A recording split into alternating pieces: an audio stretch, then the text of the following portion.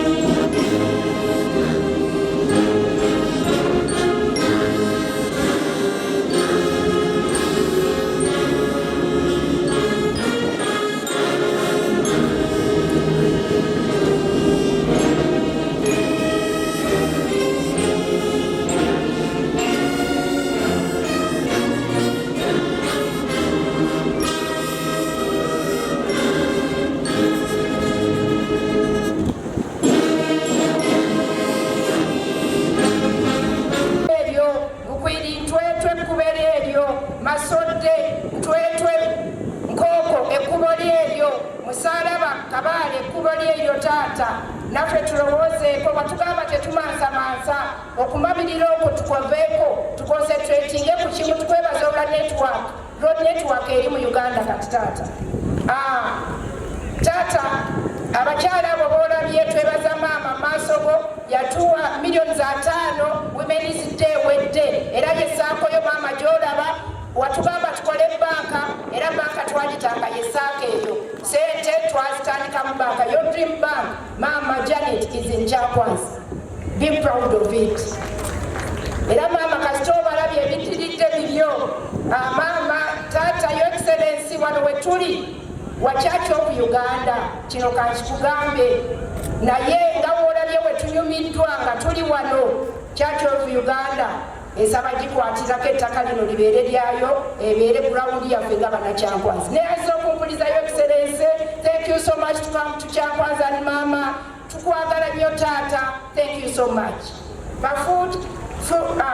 Food kata soldiers bo abava mu parliament taata nyinawo ba members ba parliament 8 bazze minisita agenda banjula ze omubaka munnaabwe gwe bazze ku mukolo ze Sendawola Christine Bukenya omubaka omukyalo wa Kyankwanzi district.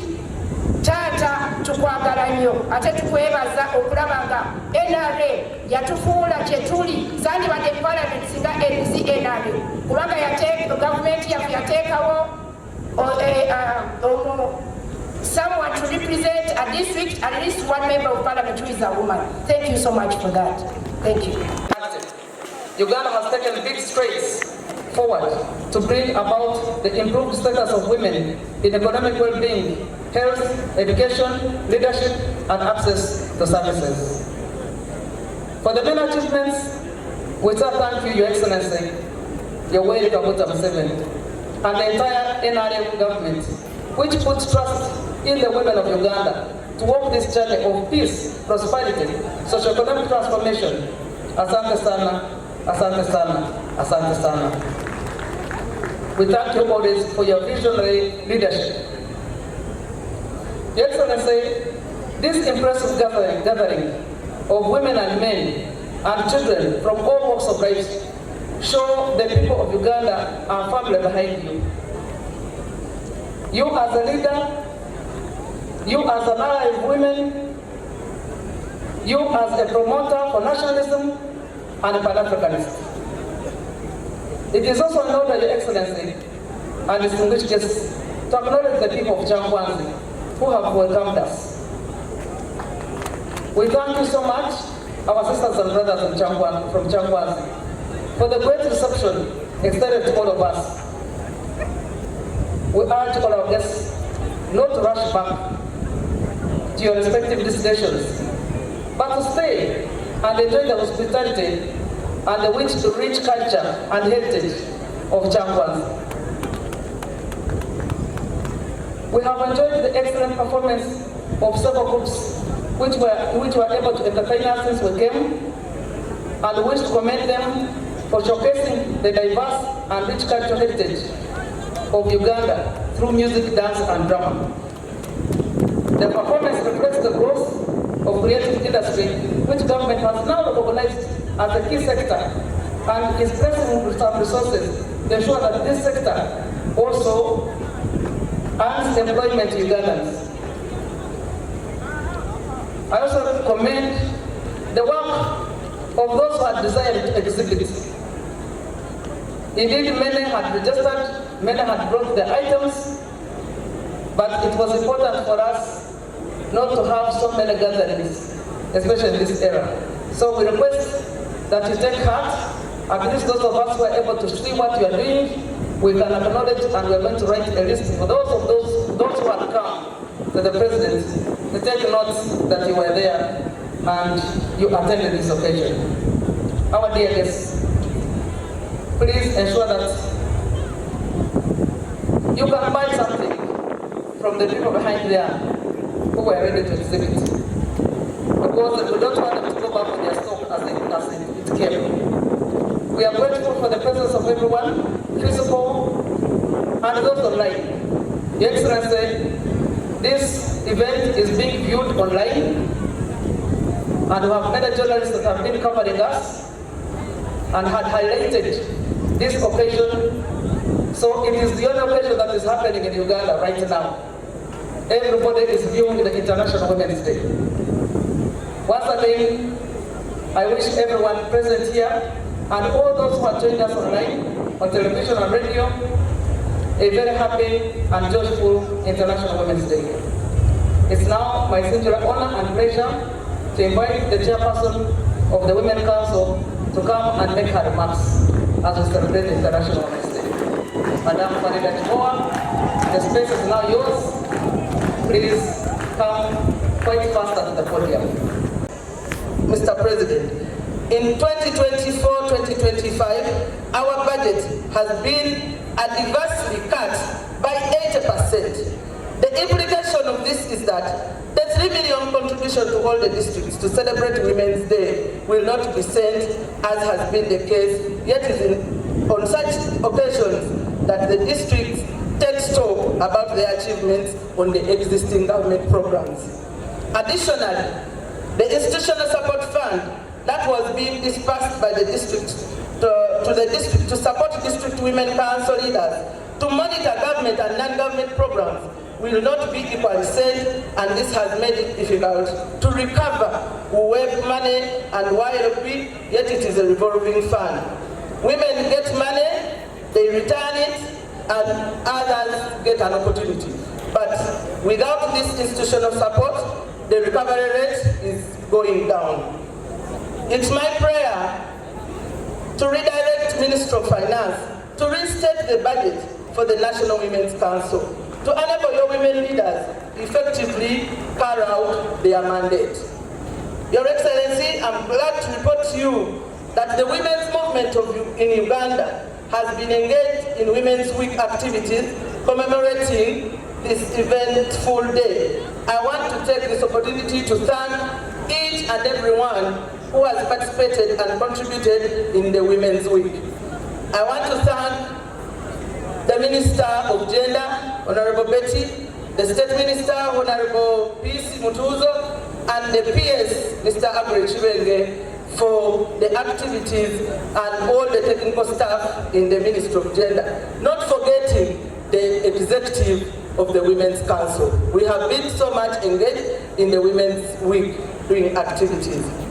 Among the activities, Your Excellency, that we had was the second Women's Parliament, and that was held on the 3rd of March 2025 under the theme Consolidating Women's Social and Economic Transformation in Uganda.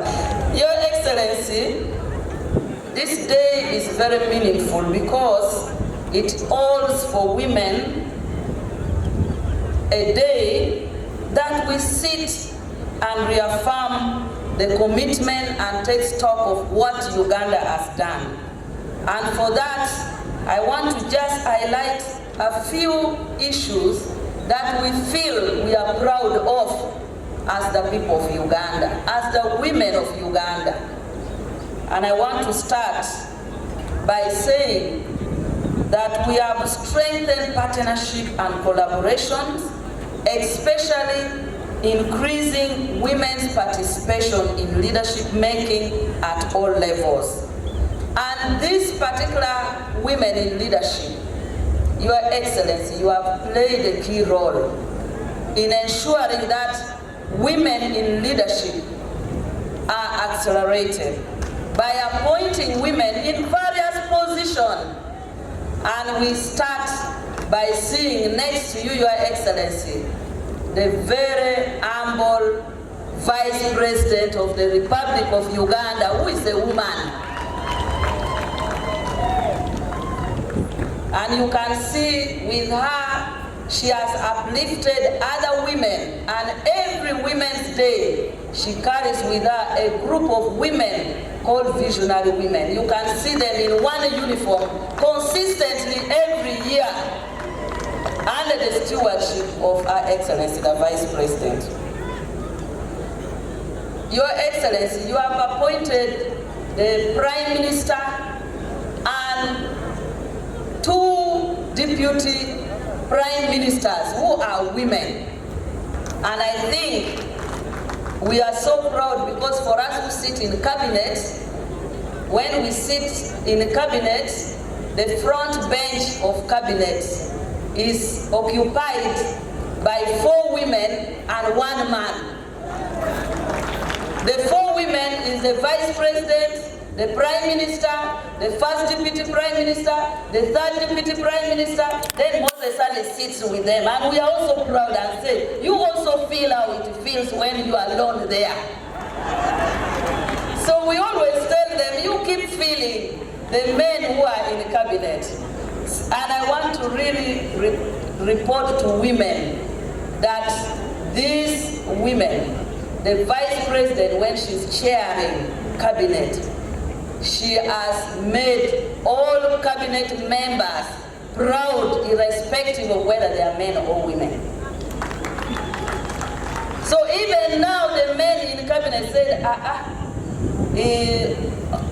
the Vice President and how she performs, don't look at her gender. She's capable. So when women are put in position of leadership, it's important that we perform so that the men will recognize that you are not there just because you are a woman. And it is now at this point that most of us, the Vice President, the Prime Minister, First Deputy Prime Minister, and Cabinet Ministers, have made us proud that they sit in cabinet, they talk in cabinet, and fellow colleagues have now recognized that it is not just a token, it is that women can perform. Thank you very much, the women who sit in cabinet, for not letting down His Excellency the President on behalf of women. And statistically, there are 32 senior ministers, 14 of them are women, representing 44%, compared to 36% in 2016. There are 50 ministers of state, out of which 23 are women, constituting 46% of women as state ministers. And in parliament, we are also not doing badly. We have a total of 175 women, out of which those are the elected ones. We also have 14 who are appointed as ex officio. But the ones, the 170 are elected in parliament out of 557. So 146 of them came from affirmative action as district women members of parliament, and 16 through directly elected seats. And we now have a total of 34% of women in parliament. The local government level is a bit okay. It surpasses parliament. At local government level, we have 45.7% of women elected leaders. So it means at local government level, there are more women. And this is important because most times, people keep saying, you the elite women, you the elite women, you are up here, you are not empowering the local women. We are now telling you that in Uganda, the local women are more represented at 45.7%, more than what you term as elite women. I think we need to congratulate ourselves as a country. We also have stronger laws ever before. I think Uganda is one of the countries with very many gender laws. We have the Constitution, we have the National Women's Council Act that has brought for us all the women here. We have the Equal Opportunities Act, we have, which deals with the issue of equal opportunities for all the women, girls, and marginalized. We have the Succession Act. The Succession Act is very important because it was just amended in 2022. Previously, you could not appoint a woman as an heir when you want to put a will. But the Succession Act, which we amended in 2022, now allows you to name your girl child as an heir. It used not to be the case, which is very important. Even women who had their own property could not name their daughters as their heir, but the 2022 Succession Act, it also provides for equal distribution of property in case somebody dies intestate, meaning when you die without a will. We have the Public Finance Management Act, which now mandates that Ministry of Finance, in consultation with Equal Opportunities, should issue what we call gender and equity certificate for any budget that passes parliament. If you are not issued with that certificate, your budget will not be examined or approved in parliament. We have the Land Act, which provides for the rights of women, and it defines matrimonial property. That matrimonial property means land or property where you derive sustenance. So if you're a woman in a rural area and you are with your husband and that is where your home is, the land where you also plow means that is where you derive sustenance. It is defined in the Land Act as matrimonial property or matrimonial land. a man cannot sell it or mortgage it without the consent of the wife. And I think this is very important. That's why you see in villages nowadays, all the banks, before they mortgage, they will go home and ask for consent of the wife. I think this for women has been very instrumental. We have the Domestic Violence Act, Prohibition of Female Genital Mutilation Act, to mention but a few. Will allow the girl to continue with her education, but also to allow girls who are pregnant to sit their exams even if their pregnancy is now beyond 6 months. And I'm sure you've read how many girls have sat exam, some even delivered during exam, gone back home, came back and finished their exam. That is the work of the Minister of Education. I think let's give her a very big round of applause for always being steadfast in areas of education. In areas of health, we have reduced maternal health mortality ratio, which now stands at 189 per 100,000 live birth, which is a very tremendous progress. Reproductive health has been prioritized, adolescent health has been prioritized, and we have women's specialized hospital, Mulago, and others that are being constructed to support women in maternal and reproductive health.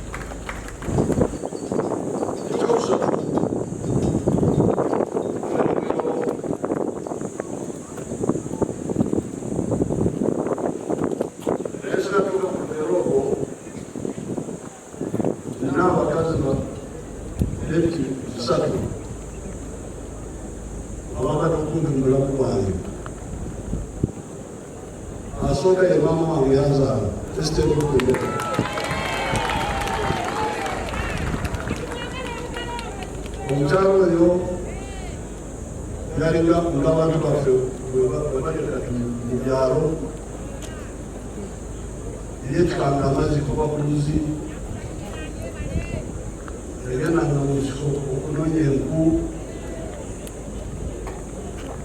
yakozesanga emikono okulongoosa waka yatweka tutwala tukyali bato yakozesanga enku n'omukka n'ebyo byonna omukyala ne mulaba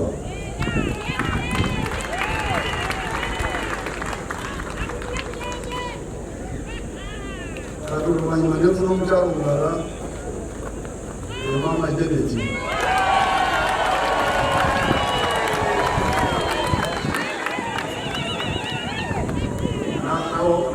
n'abawala bange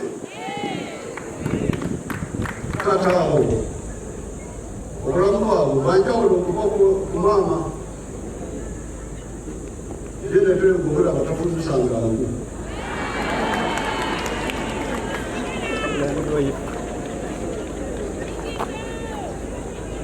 ebyomukatanmanyi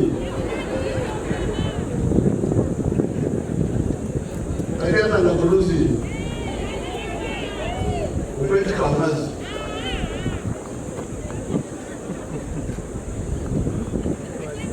abaana bano abakuze bamuoza nabaganda be nabawekanga babasindikanga mu bugaali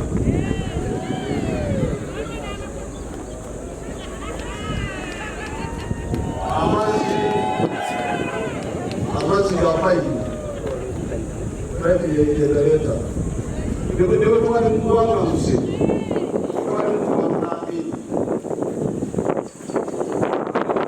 twali kusize bweru n'obulamu bwaffe wali wanjawulo kuba kuba maama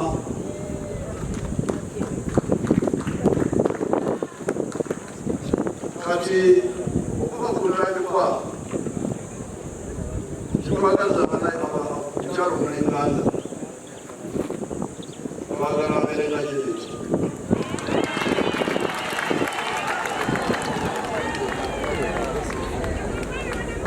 mwena mabo obunuku obwo bwebufundusa kutwa kubeereyo n'omukakomwe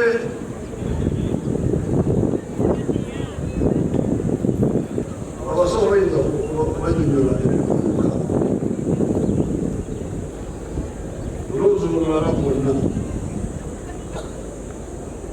kati okuba kuntandikwa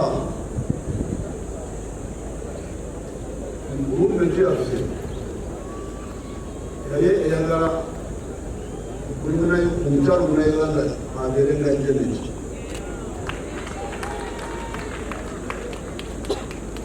okwawukana n'obulamu bwa maama esiteeri naye ate twabagamba engeri netusobola okukituukako obeera nga Jeneti okituukako otya oyinza kusabiriza obeera nga Jeneti tekisoboka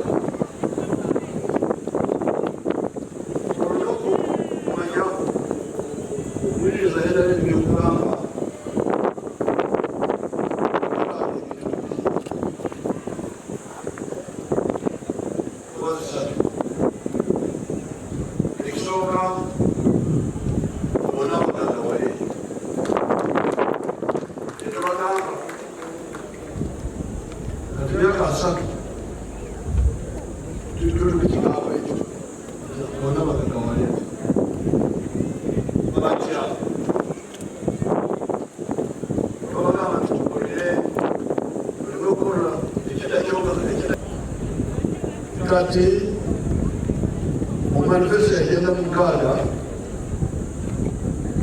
babagamba babawawula abanettaka entono ebintu 7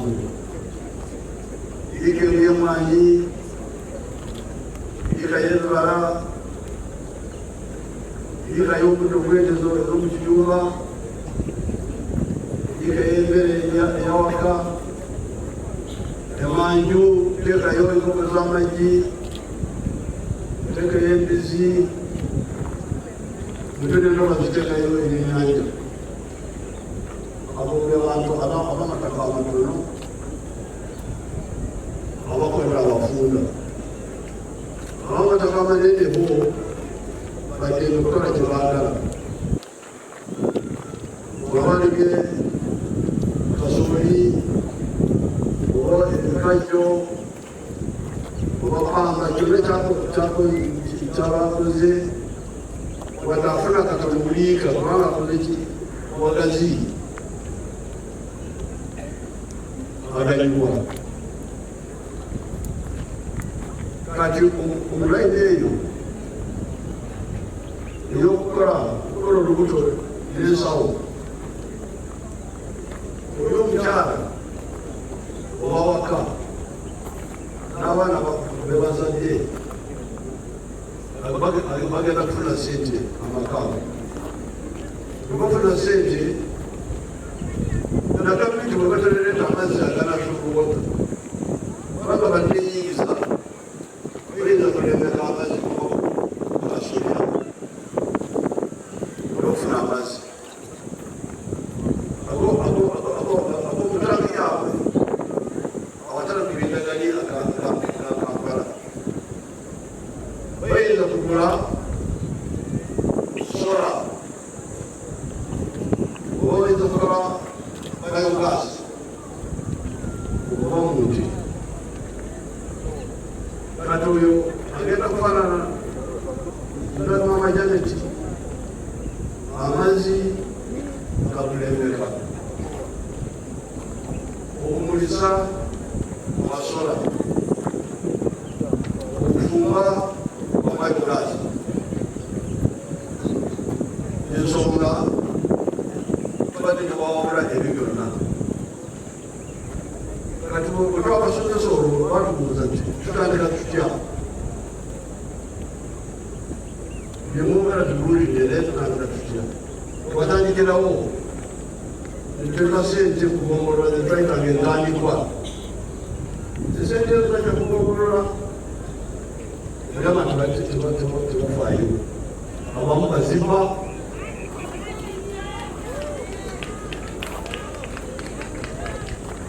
ate mwe bananyi ekintu temufaayo kubanga ensozi z'abantu babiri omubbi gwali naye naawe nanyi ekintu tukufuneyo tukirondoola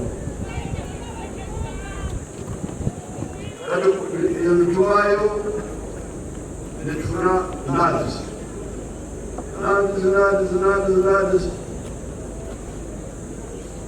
netutusaamu netuleeta operation recreation eyo netambulako bulungi naye ogenda okuwulira oluvanyuma mwana tukugamba tebendabera bokka kati awo kwekukyusa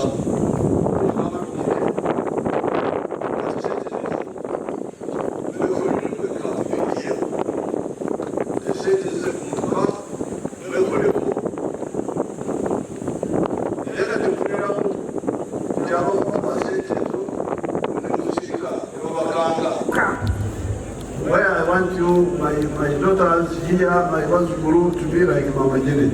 Wano wayagalira nti bawalabe abazzukulu be abawala babeerenga Mama Janet. Don't be like my mother Esther. Tembeeranga mama we Esther eyafumbisanga enku eyatukimanga amazzi ku mitwe. To do it, in order to do that, you must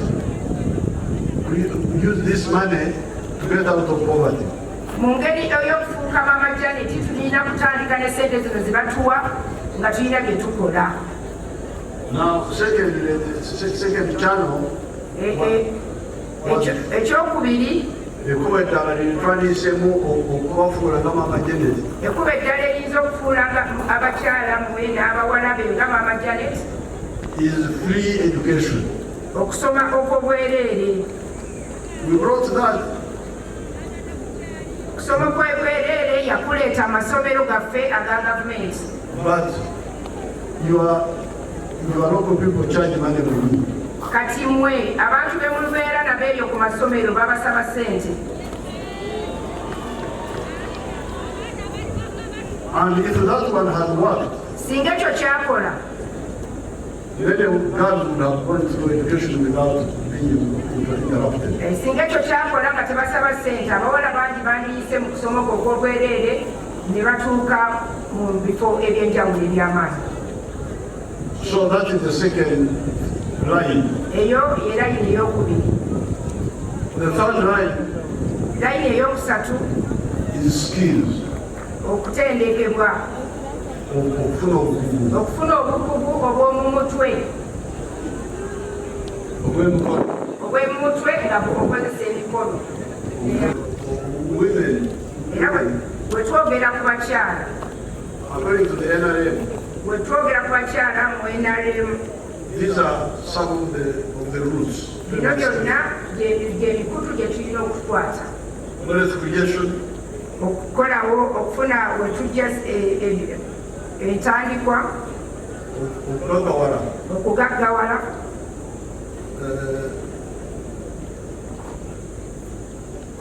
apart from wealth creation, then you free education. okuyigirizibwa okw'obwereere mu masomero gaffe aga UPE n'aga USE aga secondary. So that's why all of us must insist on free education. kyekyo lwaki abakubiriza mwenna nti mubeere nnyo ku masomero gaffe ago abaana basomere obwereere. It will benefit the girls but also the boys. kijja kuyamba abawala baffe n'abalenzi. Then the skills. ebyokuyigiriza eby'omutwe n'ebyemikono. Now, with those three ways, mu ngeri ez'esatu z'amenye, then you add what Among was talking about. ng'ogattako Minister Among kyabadde ayogerako, Political empowerment. okwongerako ebyobufuzi, okuwayiriza abakyala okubeera mu byobufuzi. Kino kye bateekawo nga nze wenjo mbaka omukyala nga nva mu disitulikiti nze women empowerment. That is an additional way. Eyo nyongereza y'abakyala. Then legislation. okugenda mu palamenti abayisa amateeka. Like for instance, when we said matrimonial home. nga we mbeera n'amaka. When we said, nga we tugamba nti amaka omusajja tatunda amaka awatali ku mukyalo. nga bwe twagamba nti omwami tatunda ttaka oba maka ng'omukyala tataddeeko takkiriza. ebyo NRM byekola byekisa omukyala. Kino ze makubo ataano. Bonna bagaggawale, bonna basome, skills, ebyoga omuli okuyiga ebyomitwe n'ebyemikono, political empowerment, okwongerako abakyala mu byobufuzi ng'abaawo abakyala buli LC watuliko omukyala, and legislation. n'okwongerako abayisa amateeka abakyala. Plus the tokenism, like as she was saying, appointing a woman vice president. Ng'okulaba nti tulina vice president nga mukyala, prime minister nga mukyala, kwekulaba okuyimusa abakyala nti nabo basobola ate ne bakola bulungi. Tukwebaza Your Excellency. To become examples. Babeere nga kyakulabirako. So therefore, we have moved very well. Era twali tutambudde bulungi. But we could have moved even more. Era twalitambudde n'okusingawo. If we implement, like, for instance, free education. Singa twongera okumuyamba abaana ne basomera obwereere. And also, you cannot talk of women emancipation without talking about emancipation of the whole society. Era tesobola kwogera ku bakyala genda mu maaso nga tetwogedde na ku bantu bali mu society ab'enjawulo. Bonna awamu. Abanyampere bagambira nti watukulankakyo osemberera ekiswa ekimyufu ofaanana nakyo. Kati obeera n'abagagga, your parents amagagga, naawe you also benefit from that. It is an inspection trip. Tebadde kukuza lunaku lwokka naye azzeeko okulambula n'ebikolwa ebiriyo. I want to thank Mukadde Esteri okuva bwino. Ayagala okwebaza Mukadde Esteri okujjayo bwino. Namwe mwenna. To show how unhappy you are. Okulaba nga muli basanyufu. Okulaba. To see how unhappy you are. Okulaba nga bwali omusanyufu. How unhappy. Okulaba nga bwatali musanyufu. Tali musanyufu. Nga bwe batali basanyufu. Okulaba nti temuli basanyufu olwa programs ezimu obutagambula bulungi. So you have now done my work. Mukoze omulimu gwekwaseeko okulambula. Kubanga munyanje awatali kubasasula. Mumuyambye. Without me paying you. Mumuyambye n'amanya ng'ate tabasasudde. Mumuwadde bwino w'ababbi. Mumuwadde bwino w'ababbi. Mwebale nnyo mwebale. Mwebale nnyo mwebale ddala. The budget of the women councils and youth councils. Budget embalirira ya councils y'abakyala n'ey'abavubuka. We shall sort it out because what was supposed to be managed were the secretariats. Ajja kikolako kubanga secretariat ndowooza ekyo yakikwatamu. What was supposed to be managed? Bye baali balina okugatta.